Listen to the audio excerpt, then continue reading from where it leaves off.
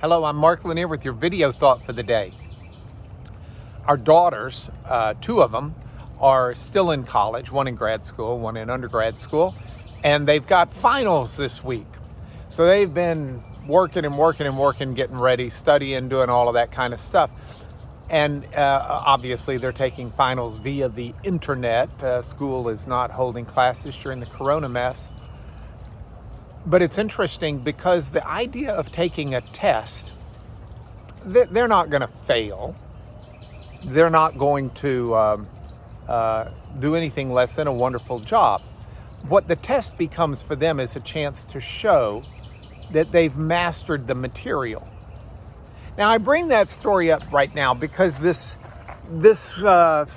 period of time I've been teaching in class about the times where Israel was in the wilderness with Moses and how that can translate not only into the life of Jesus, but into our life as well. By the way, if you missed yesterday's class, Brent will throw a link up in here so that you can go back and watch it.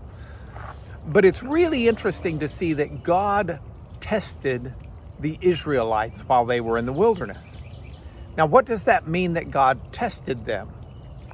God gave them a chance to prove what they were made of. God gave them a chance to prove that they were children of faith, that they could be a cohesive nation, that they could follow Him in what He does. Bless their hearts. Some of them passed the test, but most of them did not. They had a lot of trouble. And I learned some lessons from that of things to do and things not to do. Let me start with not to do. They grumbled. They muttered about God. They challenged God. They challenged His leadership. They challenged Moses and the leaders God put in place. They grumbled and were discontent because God didn't make everything cushy for them. That did not turn out well. That's not the way to pass the test. That showed that they did not have the attitude of gratitude, which they should have. That showed that they did not, in faith, walk before the Lord. So one of my lessons is, as I get tested during these days, I don't want to be a grumbler. I don't want to be a malcontent. I don't want to take issue with the way God has put my lot in life.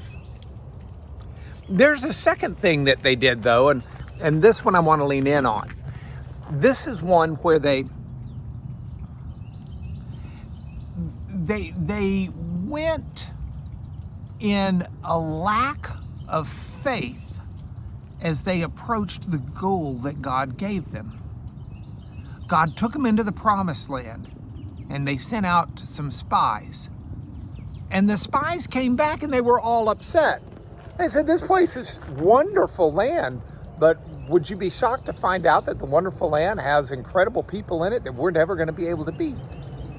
And they didn't see that they were on God's mission and God's journey. Their faith wasn't strong enough to understand that the God who rescued them from Pharaoh did not abandon them after that. He didn't bring them out of slavery just to leave them to their own devices. God was their God, and He would take care of them.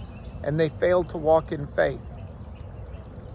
Now, one of the good things they did is that they, at least a good substantial portion of them, found time to sing and to praise God and to worship God.